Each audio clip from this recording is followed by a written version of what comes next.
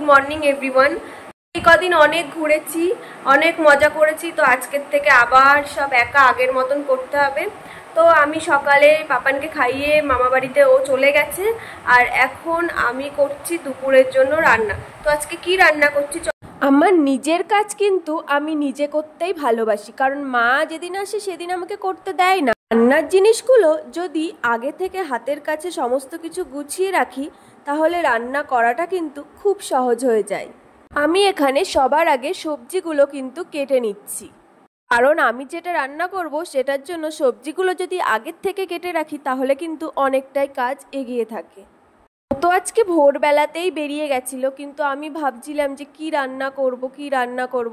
তো হঠাৎ করেই তখন এটার কথা কিন্তু আমার মাথায় আসলো।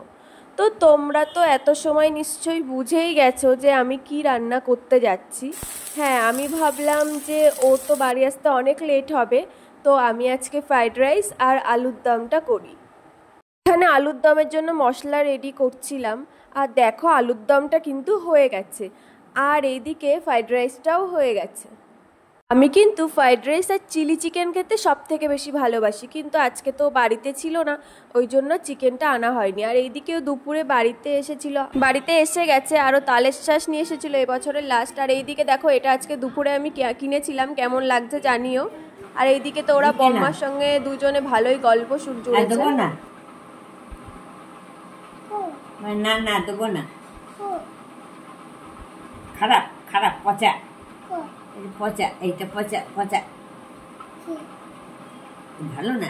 সন্ধ্যায় রেডি হয়ে আমরা তিনজনে একটু বাজারে যাচ্ছিলাম। বাজারে একটা দরকার ছিল, কারণ পাপানের যে নুপুরটা না অনেক ছোটোবেলার থেকে বড় ছিল, তো ওটা ছোট হয়ে গেছে আর খোলে না, তো সেটাই কাটার জন্য নিয়ে গেছিলাম এই সোনার দোকানটায়। আমাদের বাজারে এই দোকানটা। নুপুর কাটা হয়ে গেলে পাশেই ওখান থেকে ফুচকা খেয়ে তারপরে পাশে একটা রেস্টুরেন্ট ছিল, ওখান থেকে বিরিয়ানি নিয়ে বাড়িতে চলে এলাম। আর বাড়িতে এসে যেহেতু ঠান্ডা হয়ে গেলে ভালো লাগবে না, আর বাড়িতে আস্তে আস্তে 8:30 বেজে গেছিলো, তো পাপানকে খাইয়ে আমিও কিন্তু বিরিয়ানিটা খেয়ে নিলাম, আর ও কিন্তু খেয়ে নিয়েছিল। তো যাই হোক, আজকের ভিডিওটা এখানেই শেষ করছি। তোমাদের কেমন লাগলো অবশ্যই জানিও, ভালো লাগলে কিন্তু লাইক করে দিও। টাটা।